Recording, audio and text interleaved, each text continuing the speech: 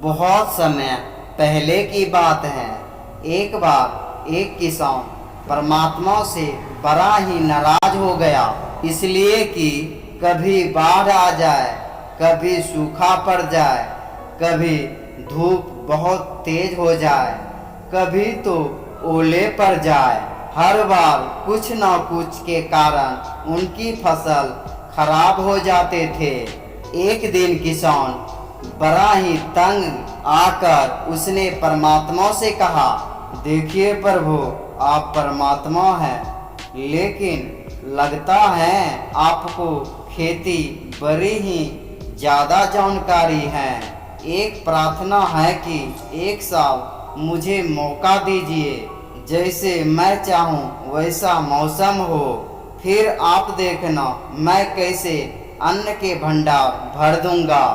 परमात्मा मुस्कुराए और कहा, ठीक है, जैसा तुम कहोगे वैसे ही मौसम दूंगा, मैं दखल नहीं करूंगा। किसान ने गेहूं की फसल बोई। जब धूप चाही तब धूप मिली, जब पानी तब पानी मिली। तेज धूप और ओले आंधी तो उसने आने ही नहीं दी।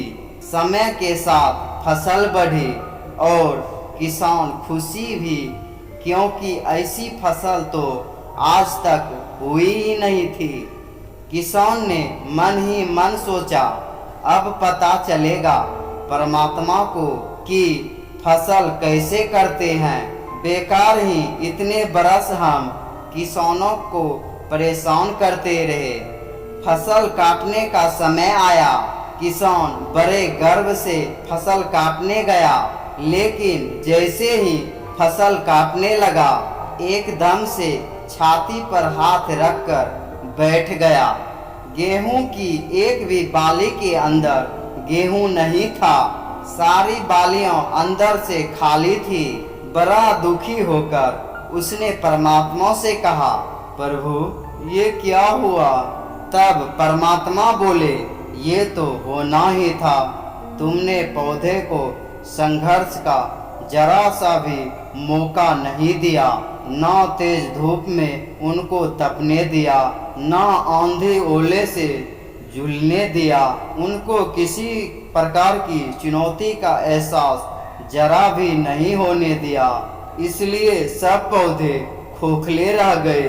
जब आंधी आती है, तेज बारिश होती है, ओले गिरते हैं, तब पौधे अपने बल से ही खड़ा रहता है।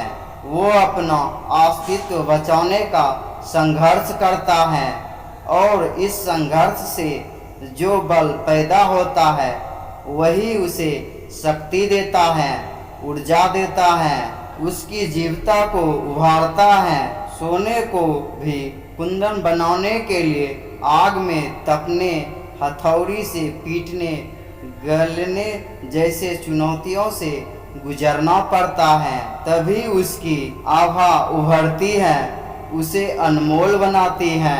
दोस्तों, उसी तरह जिंदगी में भी अगर संघर्ष ना हो, चुनौती ना हो, तो आदमी खोखला ही रह जाता है, उनके अंदर कोई गुण नहीं आ पाता। ये चुनौतियां ही हैं जो आदमी रूपी तलवार को धार देती हैं, उसे सख्त और प्रखर बनाती हैं। अगर प्रतिभाशाली बनना है तो चुनौतियों को स्वीकार करनी पड़ेगी, अथवा हम खोखले ही रह जाएंगे। अगर जिंदगी में प्रतिभाशाली बनना है तो संघर्ष और चुनौतियों को सामना तो करना ही पड़ेगा। दोस्तों, ये कहानी से क्या सीख मिला, कमेंट करके ज़रूर बताएं।